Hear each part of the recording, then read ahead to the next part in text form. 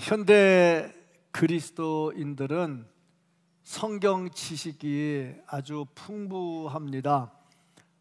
예전에 학력이 좀 낮을 때는 그냥 듣는 것 정도가 전부였는데 학력이 높아지다 보니까 스스로 성경을 보면서 또 연구하고 여러 가지 훈련을 통해서 성경 보는 실력이 높아지다 보니까 성경을 많이 압니다.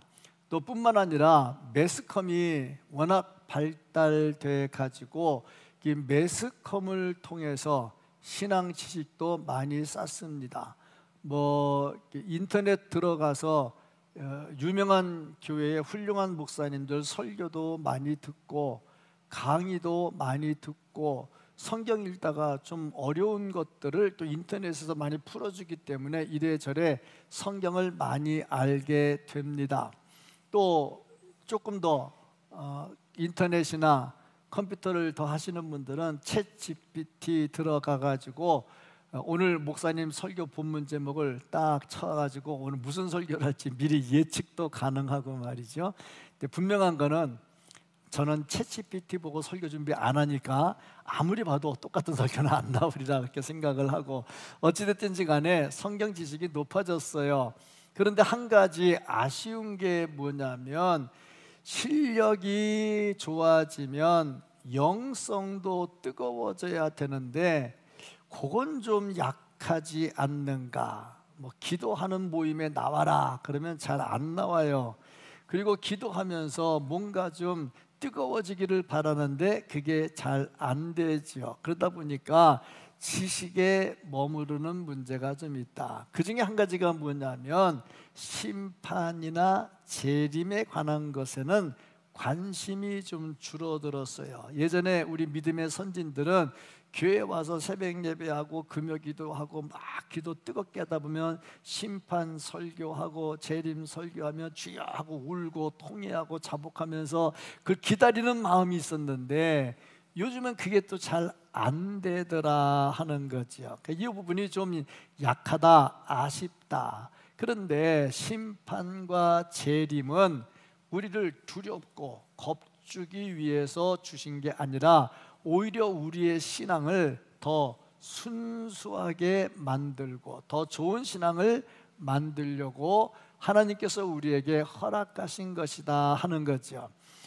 그렇다면 사랑하는 성도 여러분, 예수 믿은 지 몇 년 됐습니까?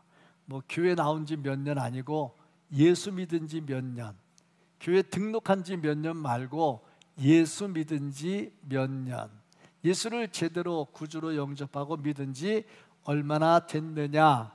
내가 예수 믿는 게 왜 예수 믿는 걸까? 우리 어린아이들은 왜 예수 믿는 걸까? 엄마가 나가라고 하니까, 아빠가 나가라고 하니까, 안 나가면 혼나니까 그래서 나오는 걸까? 과연 예수를 왜 믿는 것일까? 우리는 왜 예수를 믿을까? 평안하고 위로받고 축복받고 그런 것 때문에 있는가?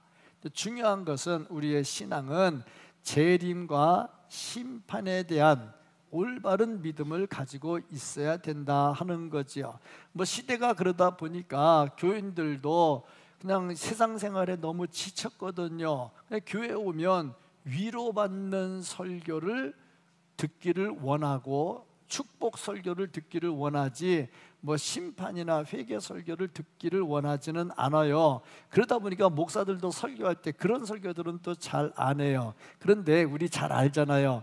연속극 같은 거 보면 실컷 웃고 난 다음에 더 감동이 있습니까? 아니면 연속극보다 눈물 확 쏟은 다음에 감동이 있습니까? 그 뻔뻔히 알잖아요. 눈물 쏟아야지, 눈물 콧물 쏟아야 더 감동이 되거든요. 설교도 들으면서 회개하라는 말을 듣고 나 진짜 제대로 안 됐네 하고 눈물 콧물 쏟고 나면은 더 은혜가 충만해진다 하는 거죠. 어쨌든 이것저것 다 생각을 해서 제가 한 달 동안 재림에 대한 설교를 하려고 합니다. 오늘은 첫째 주간으로 재림은 분명히 있습니다 하는 설교를 하고, 다음 주는 그러면 재림이 언제 되는 건데 시원하게 알 수 있는 방법, 세 번째는 그러면 재림을 기다리는 성도는 어떻게 살아야 되는데, 네 번째는 재림을 기다리는 우리의 마음의 자세는 어때야 되는가, 뭐 이런 것 총괄해서 재림에 대한 설교를 하려고 합니다. 왜냐하면 이런 것을 제대로 알고 내 신앙을 점검을 해야 십자가의 용사로서 영적 전쟁에 승리할 수 있게 된다 하는 겁니다. 한 달 동안 재림 심판 설교를 들으면서 시험에 빠지는 게 아니라 내 신앙을 점검하고 또 은혜 충만한 모습으로 강건한 십자가의 용사들이 될 수 있기를 예수님 이름으로 축복합니다. 아멘. 먼저 이 말씀을 통해서 우리에게 주는 것은 재림은 예수님께서 약속하신 일이다 하는 겁니다. 다른 사람이 만들어낸 말이 아니라 예수님이 친히 말씀하셨다. 이 말은 반드시 된다는 거지요. 그러니까 우리는 재림에 대한 신앙을 분명히 가지고 살아야 된다. 만약에 재림이 없다면 어떨까? 재림이 없다면, 우리가 예수 믿는데 재림 신앙이 없어. 재림 없을 거야. 그럼 우리 예수 믿는 게 어떤 걸까? 완전 사기당하는 거죠. 왜 사기당하는 거냐? 지금 하고 싶은 일 못하고, 남들은 놀러 간다 뭐 한다 하는데 그거 못하고 교회 와서 앉아 있잖아요. 이런 거 보면 내가 그만큼 손해를 보는 거고, 남들 돈 다 쓰고 싶은 거 다 쓰는데 나는 뭐 이거저거 헌금하려다 보니 쓰고 싶은 거 다 못 쓰잖아요. 이런 것들이 있고, 더 중요한 거는 다시 오신다고 예수님이 말씀하셔놓고 안 오면 우리 완전히 사기당하는 거잖아요. 그래서 사도 바울은 뭐라고 말했냐면, 만약에 이런 게 없다면 우리처럼 불쌍한 사람이 없을 거다 하고 말씀을 기록을 했죠. 그리고 보니 재림은 분명히 있다. 오늘 본문 말씀은 예수님께서 예루살렘으로 올라가셔서 서기관들과 바리새인들에게 고난을 받으시고 또 십자가에 달려 돌아가실 것을 말씀을 하시고, 그 다음에 다시 살아날 것을 말씀하시고, 그 후에 다시 오신다는 약속을 한 그런 내용입니다. 오늘 이 말씀을 보면 예수님께서 십자가에 달려 돌아가실 것을 말씀을 하니까 베드로가 뭐라고 말했냐면 예수님을 만류했지요. 그러시면 안 됩니다. 그런데 우리 성경을 보면 그러시면 아니되옵니다 하고 착한 말로 들리죠. 그런데 성경학자들이 이 말씀을 원문으로 해석을 한 걸 보면 어떻게 되어 있냐면 책망했다, 그런 단어가 쓰였어요. 책망. 그러니까 베드로가 예수님께 무슨 소리입니까? 십자가라니요, 말도 안 되는 소리입니다 막 책망하듯이 말을 했다는 거죠. 그러니까 예수님께서 베드로에게 뭐라고 말씀하셨냐면 사탄아 물러가라. 사탄아 물러가라 그랬는데 오늘 말씀도 보면 내 뒤로 물러가라 그랬어요. 왜냐하면 앞으로 물러가면 보이잖아. 안 보이려면 어떻게 해야 돼? 뒤로 가야 되잖아. 그래서 예수님께서 말씀이 사탄아 내 뒤로 물러가라, 아예 안 보이게. 그 참 묘하죠. 16장입니다 마태복음 16장.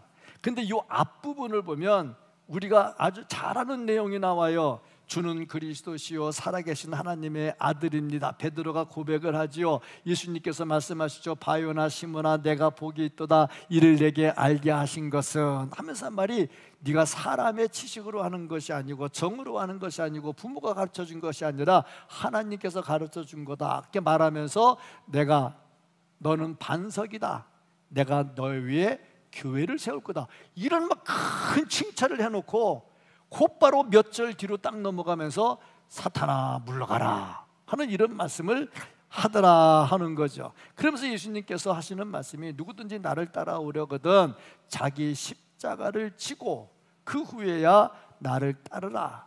목숨을 버리는 자는 찾을 것이지만 목숨을 찾으려고 하는 사람은 잃게 될 것이다 하는 그런 말씀을 하십니다. 이런 말씀을 하신 다음에 내가 천사장들의 호령과 천사들의 나팔 소리와 함께 내가 다시 올 거다 하고 말씀을 합니다. 이것을 사도 바울은 데살로니가전서 4장 16절 17절에서 이렇게 고백을 하고 있습니다. 주께서 호령과 천사장의 소리와 하나님의 나팔 소리로 친히 하늘로부터 강림하시리니, 하늘로부터 강림하신다고 그랬어요. 그리스도 안에서 죽은 자들이 먼저 일어나고 그 후에 우리 살아남은 자들도 그들과 함께 구름 속으로 끌어올려 공중에서 주를 영접하게 하시리니, 그리하여 우리가 항상 주와 함께 있으리라. 다시 오실 때 죽은 자들이 먼저 일어나고 살아있는 자들이 공중에 들려올려서 주님을 영접해서 주님과 함께 살게 되겠다고 말씀을 하고 있습니다. 이런 약속을 예수님은 여러 차례 약속을 하셨어요. 그러면서 다시 오실 때 모습이 어땠느냐, 승천하실 때 모습, 이것을 천사들이 보증을 했어요. 천사들이 예수님 하늘로 올라가실 때 천사들이 약속을 했죠. 사도행전 1장 11절 말씀을 보면, 사도행전 1장 11절 이르되 갈릴리 사람들아 어찌하여 서서 하늘을 쳐다보느냐, 너희 가운데 하늘로 올려지신 이 예수는, 지금 올라가는 모습을 보고 있어요. 하늘로 가심을 본 그대로 오시리라 하였느니라. 천사들이 증명을 또 합니다. 다시 오는데 어떻게, 이렇게 너희들이 지금 보는 대로 하늘로 올라가심을 본 그대로 온다. 올라가는 모습이 어땠느냐, 예수님이 공중으로 들어 올리셨어요. 천사들이 그 옆에서 수정을 들었어요. 그리고 구름이 밑을 가려서 더 이상 안 보였어요. 그러면 오시는 모습은 어떠느냐, 구름이 걷히겠죠. 천사들이 나타나겠죠. 거기 예수님이 임재하시겠죠. 그래서 호령과 천사들의 나팔 소리로 온다. 그래서 우리는 이것을 쉽게 말해서 구름 타고 오신다 이렇게 얘기를 합니다. 그래서 구름 타고 오신다는 말이 나오게 된 겁니다. 그런데 성경학자들이 지금 예수님께서 말씀하신 다시 온다 하는 요 약속을 문법적으로 연구를 했어요. 연구를 해보니까 이 두 단어가 같이 나올 때는 반드시 된다 하는 약속이라는 거죠. 그게 뭐냐면 첫 번째 단어가 에르케스타이라고 하는 단어인데, 이 단어가 무슨 뜻이냐면 온다, 온다.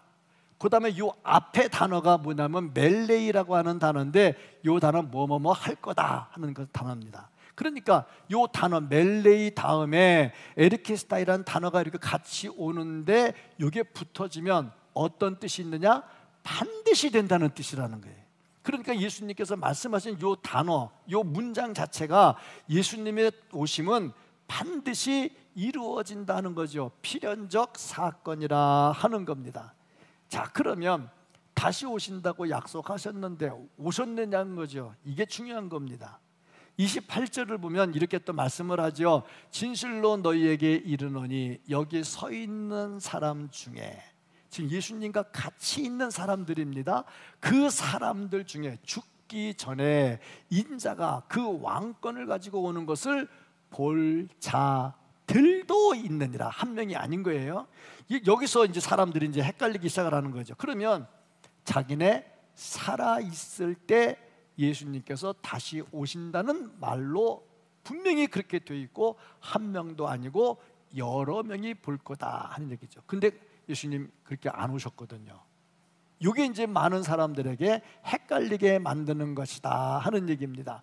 그런데 이것을 우리는 어떻게 보느냐, 또 예수님은 왜 이런 말씀을 하셨느냐면, 그 사람들이 안 죽고 살아있을 때 예수님이 다시 오신다는 그런 말씀으로 하신 게 아니라는 거죠. 그럼 어떻게 했느냐, 오순절 성령 사건을 말하고 있다. 그때 오순절에 성령이 임하는 사건이 나중에 오순절 성령이 보혜사 아닙니까? 예수님도 보혜사잖아요. 그러니까 보혜사로 오시는 성령을 보면서 그 사건을 한번 아는 것이고, 두 번째는 부활 후에 나타나셔서 많은 사람에게 보여주셨죠. 그리고 승천하셨지요.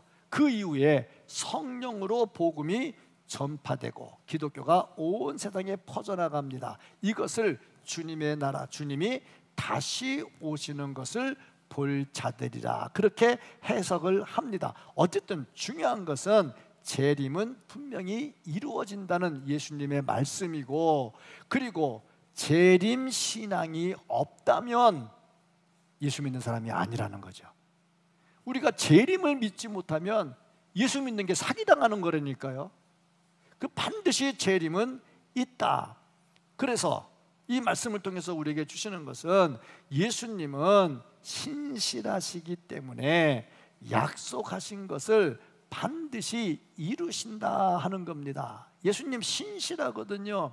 신실하신 하나님은 거짓말을 안 합니다. 민수기 23장 19절 말씀, 하나님은 사람이 아니시니 거짓말을 하지 않으시고, 사람은 거짓말을 해요. 왜 거짓말하느냐?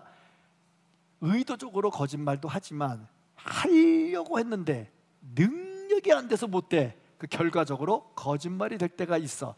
그런데 하나님은 인생이 아니시니 후회가 없으시도다.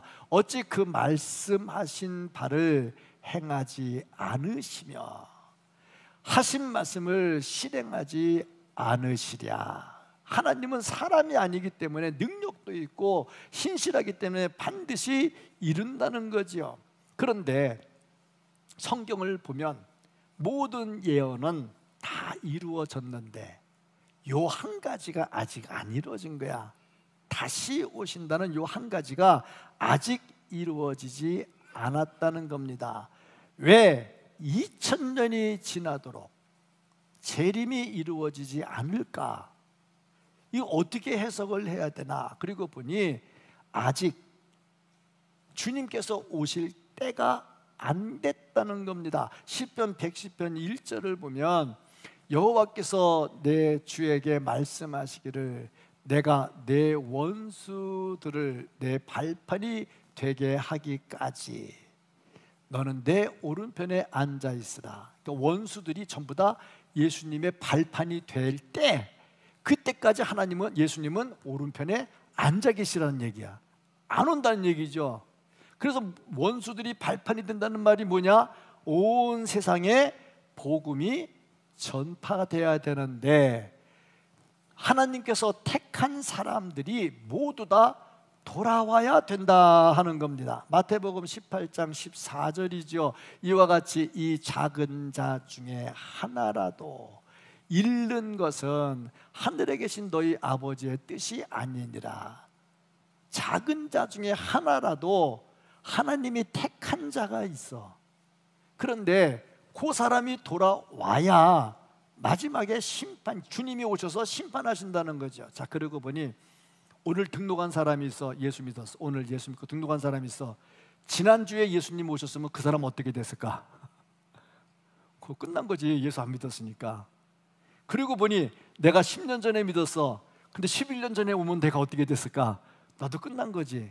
그리고 보니 택한 자들이 돌아올 때까지, 모두 살릴 때까지, 요한복음 6장 38절 39절 내가 하늘에서 내려온 것은 내 뜻을 행하려 함이 아니요 나를 보내신 이의 뜻을 행하려 함이니라. 나를 보내신 이의 뜻은 내게 주신 자 중에 내가 하나도 잃어버리지 아니하고. 보세요, 주신 자, 주님께 주신 자를 한 명이라도 잃어버리면 안 되는 거야. 마지막 날에 다시 살리는 이것이니라. 주님께서 다시 살리신다 하는 얘기죠. 그러면 좋다, 믿겠다. 그런데 2000년이 지났잖아. 2000년이라는 이 긴 세월이 지났잖아. 그런데 이게 안 되고 있잖아. 성경은 뭐라고 말할까? 2000년이 기냐? 그 얘기죠. 이제 2000년이 기냐? 한번 물어봅시다. 여기서 서울이 뭡니까? 가까웠습니까? 잘 모르겠습니까? 한번 가보세요. 뭔지 가까운지. 서울 사는 사람이 대전에 오려면 굉장히 멀어요. 그런데 대전 사는 사람이 서울 가려면 가까워요. 마음이 그래, 마음이. 그런데 서울이 멀다고 칩시다. 미국이 뭡니까? 서울이 뭡니까? 미국이 훨씬 멀죠. 그럼 미국보다 서울이 가깝죠. 2000년이라고 하는 게 그런 거예요. 기냐 짧으냐? 하나님은 영원하시거든. 영원이란 세월 속에 2000년은 점도 안 돼. 그러니까 좀 기다리면 되는 거지. 주님 택한 백성 다 찰 때까지. 그래서 베드로 사도가 뭐라고 말했느냐? 3장 8절, 베드로후서 3장 8절에 베드로가 이렇게 말했어요. 사랑하는 자들아, 주께는 하루가 1000년 같고 1000년이 하루 같다는 이 한 가지를 잊지 말라. 그럼 지금 며칠 지났어요? 이틀밖에 안 돼서, 예수님 말씀하신 지 이틀밖에 안 돼서, 영원이라는 세월에는 이틀도 아니라 점도 안 되는 거죠. 그러니까 우리는 분명히 이루어진다는 것을 믿고 살아야 됩니다. 그래야 사기당하는 게 아니란 말입니다. 우리가 예수 믿으면서 사기당할 이유가 없잖아요. 왜? 주님은 신실하기 때문에 반드시 이루신다. 그러면 주님 다시 오실 때 어떻게 오실까? 오늘 말씀을 보면 영원한 왕으로 오신다고 말씀을 하고 있습니다. 성경은 그것을 아주 자세하게 기록을 했어요. 예수님 처음에 오실 때는 아주 가난하게, 정말 있을 곳이 없어서 말 구유에 누워 계셨죠. 예수님의 처음의 모습입니다. 살 공간도 없었고요. 복음 전하러 제자들 데리고 다닐 때 누울 만한 집도 없었어요. 여우도 굴이 있고 새도 깃들일 곳이 있건만 인자는 머리 둘 곳이 없다. 이게 예수님의 모습이에요. 그리고 이사야 선지자는 뭐라고 말했냐면 고운 모양도 없고 풍채도 없고 연한 순과 같았다. 그렇게 말하고 있습니다. 그렇게 예수님에게 처음 오셨을 때 초림했을 때의 모습입니다. 그런데 재림 때는 달라요. 영광의 주로, 심판주로 오신다 하고 말씀하고 있습니다. 승천하실 때 모습 그대로 온다 그랬으니 올라가실 때 천사들이 함께 했고 구름이 가리웠으니 구름이 벗겨지면서 천사들이 보이면서 그 가운데 예수님이 임재하시는 거지요. 그래서 구름 타고 오신다 하는 모습이 있다는 말씀입니다. 그러면 그 신랑이, 그 예수님이 누구냐? 우리의 신랑이다. 신랑 대신 주님이다. 그러므로 우리는 어떻게 해야 되느냐? 신부로서 신랑 대신 예수님을 기다리고 살아야 된다 하는 얘기입니다. 정말 주님은 다시 오실 것이고요, 영광의 왕으로 오실 겁니다. 그러면 오신 다음에 어떻게 하느냐? 오늘 말씀도 보니까 이제 드디어 심판이라는 단어가 나옵니다. 심판이라는 단어는 무섭지요. 그런데 심판은 우리에게 축복이고 아주 친근한 단어가 되어야 됩니다. 공부를 아주 못하는 사람은 시험이 무섭지 않아요. 뭐 어차피 못할 건데. 근데 공부를 어진간히 하는 사람은 시험이 좀 무서워요. 근데 어차피 또 이번에 1등할 친구는 그렇게 시험이 무섭지 않아. 이번에 만점 한번 받아봐야 되겠다, 뭐 그런 게 있죠. 심판도 그래요. 신앙이 분명하면 주님의 재림과 심판이 무섭지 않아요. 왜? 내 신랑인데, 내 신랑 오는데 내가 신부가 기다렸다가 만나야지. 그런데 이게 신랑도 기다리지도 않고 준비도 안 하고 있고 신부 화장도 안 하고 있고 막 그러면, 세수도 안 하고 있고 머리는 끄껍하게 하고 있고 그러면 이게 참 온다고, 갑자기 온다고 얼마나 겁나겠어요. 근데 분명한 것은 주님이 오시면 반드시 심판을 한다. 노아의 시대 심판했죠. 자, 그러면 심판받아 죽는 사람들은 심판이 무섭지요. 노아의 식구는 심판이 오히려 살아나는 기회가 되는 거죠. 마지막 때가 바로 그렇다 하는 겁니다. 그러면 주님이 오시면 심판을 어떻게 하실까? 오늘 말씀을 보면 행한 대로 심판한다. 행한 대로. 기도 많이 했냐? 성경 많이 아냐? 그게 아니고 믿음대로 살았냐? 그걸로 심판하신다는 거죠. 참 묘합니다. 우리는 예수를 믿기 때문에 믿음 좋다 그러면 어떤 사람? 기도 많이 하고 성경 많이 보고 전도 많이 하고. 사실 믿음이 좋으니까 하는 거죠. 그건 나쁜 거 아닙니다. 좋은 겁니다. 근데 예수 안 믿는 사람이 보는, 예수 잘 믿는 사람은 어떤 사람? 착한 사람. 교회도 예수 안 믿는 사람이 보는 좋은 교회는 어떤 교회? 착한 일 많이 하는 교회.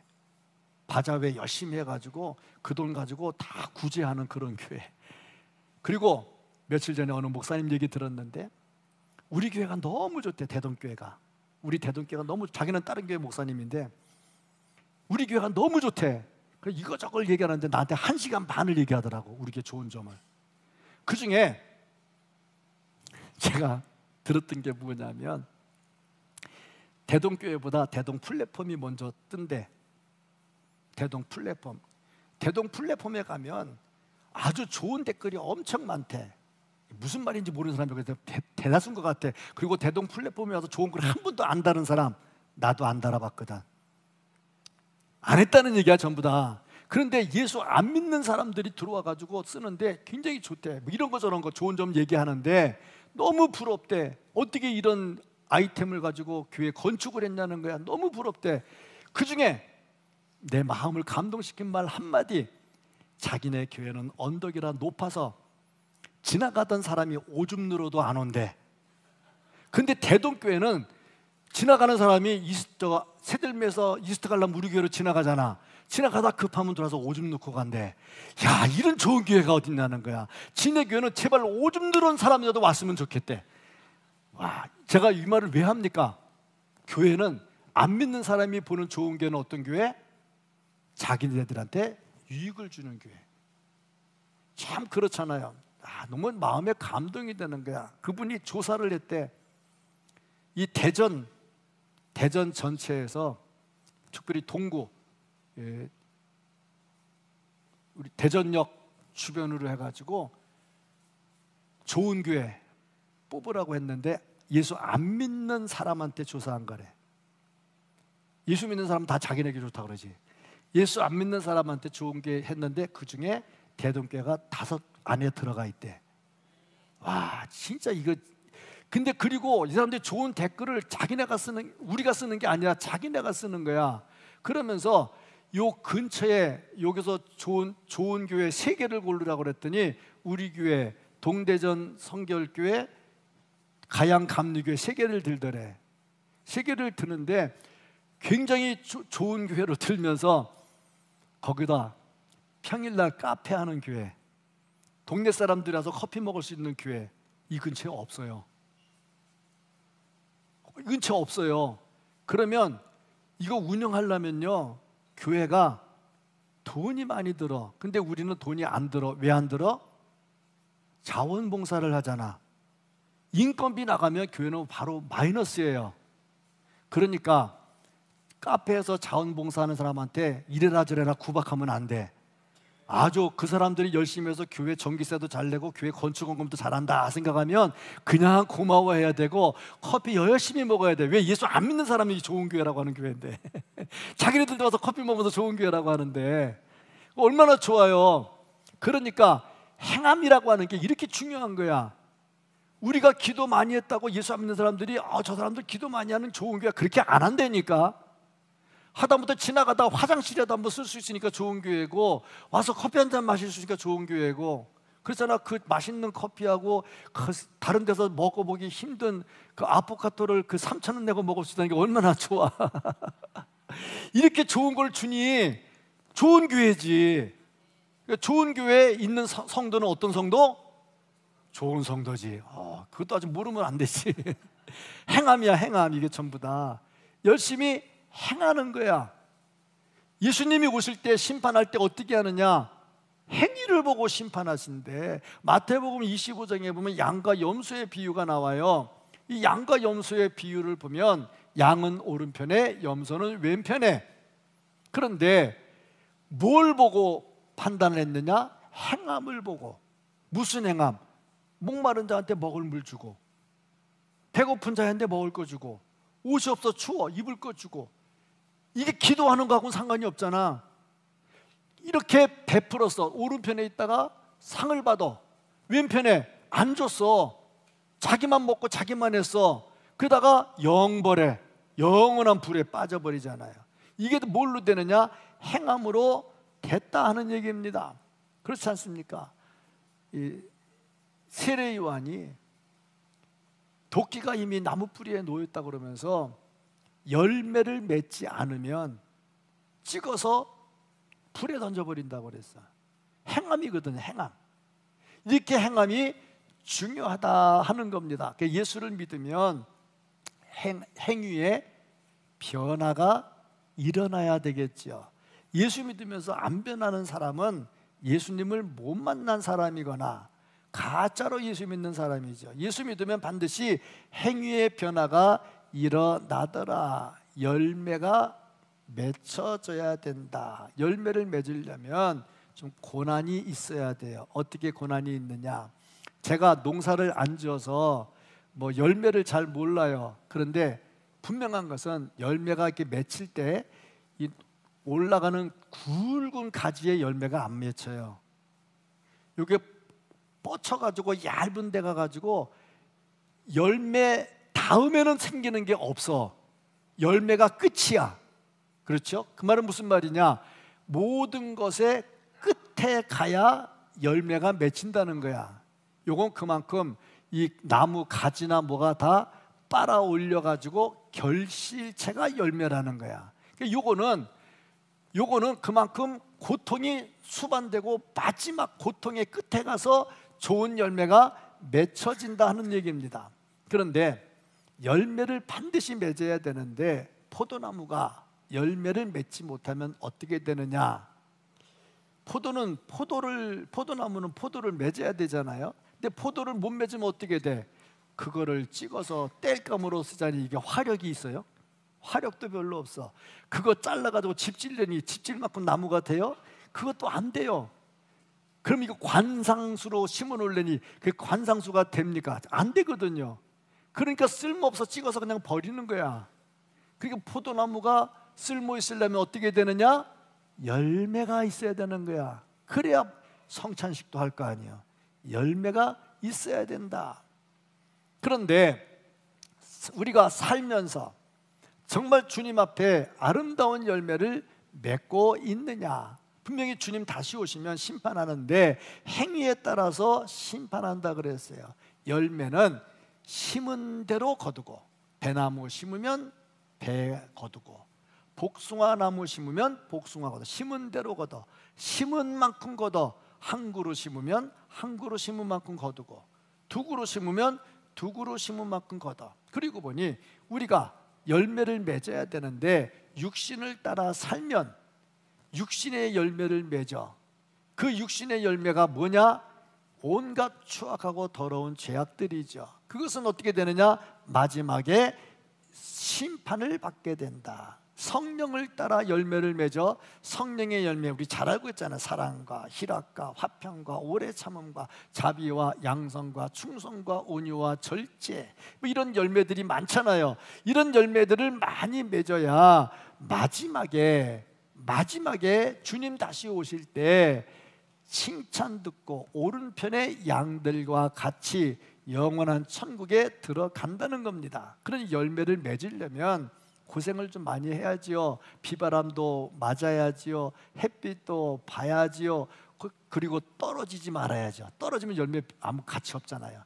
그 나무 가지에 붙어가지고 떨어지면 안 되잖아요. 끝까지 붙어 있어야 되잖아요. 예수님께 붙어 있어야 되잖아. 끝까지. 그래야 예수님이 공급해 주시는 양분을 받아가지고 열매가 될 거 아닙니까? 그러니까 붙어 있으려면 얼마나 힘들겠어요. 고통이지요. 건강한 사람은 철봉을 잡고 매달리는 게 그렇게 힘들지 않아요. 근데 저는요, 이 철봉 잡고 팔 펴는 자체가 힘들어서 잘 안 돼요. 불편하니까. 그렇잖아. 나무가, 열매가 나무에 맺혀 있다, 떨어지지 않는다. 그것도 쉬운 것은 아닌 것 같아요. 더군다나 이따만한 복숭아가 그 얇은 줄에 매달려 가지고 있는 거 보면요, 야, 참 기똥차다 하는 생각이 들어요. 우리도 그렇습니다. 이 험한 세상 살아가면서 우리의 열매가 커지면 커질수록 붙어 있는 게 더 힘들어. 떨어지기 쉬워. 그런데도 붙어 있으려니 얼마나 좋겠느냐, 고난이 있겠느냐 하는 얘기죠. 신라권을 썼던 밀턴이 신라권을 썼는데 언제 썼느냐? 인생에 고통이 있을 때 신라권을 썼어요. 밀턴이 결혼을 했습니다. 그 여자가 메리라고 하는 여자인데 이 메리라고 하는 여자의 집안은 부자였습니다. 근데 밀턴은 그렇게 부자가 아니었죠. 근데 결혼을 했어요. 그리고 이 부잣집의 딸이 밀턴하고 살려고 와서 결혼해서 왔는데 한 달 만에 도망가 버렸어요. 아니, 세상에 결혼해가지고 한 달 만에 도망간 사람이 어딨냐고. 그리고 여기 있는 사람들 굉장히 착한 사람들이야. 한 달 만에 도망간 사람이 없으니까 한 달 만에 도망을 갔어. 밀턴이 얼마나 속이 상했겠습니까? 신혼의 가정 아니요, 깨가 쏟아져가지고 동네 사람들이 깨어들어 와야 되는 그런 집안에 아내가 도망가 버렸으니 얼마나 속상하겠어요. 왜 도망갔느냐 그랬더니 밀턴이 너무 믿음이 좋아 청교도 믿음을 가지고 거룩하게 주일 지키고 하니까 맛이 없어, 재미가 없어. 남자가 너무 그러면 여자가 재미가 없는가 봐. 그 도망가 버렸어. 한 달 만에. 밀턴이 돌아오기를 기다렸어요. 안 돌아왔어요. 근데 몇 년 만에 돌아왔느냐? 2년. 이 발음하기가 참 애매해. 2년 만에 돌아왔대. 2년 만에. 그랬는데 돌아올 때 그 여자 집안은 무너져가지고 이제 완전히 무너져 버렸어. 그런데 2년 동안 밀턴은 작품을 써가지고 잘 돼서 인기가 올라가면서 잘 됐어. 돌아왔어.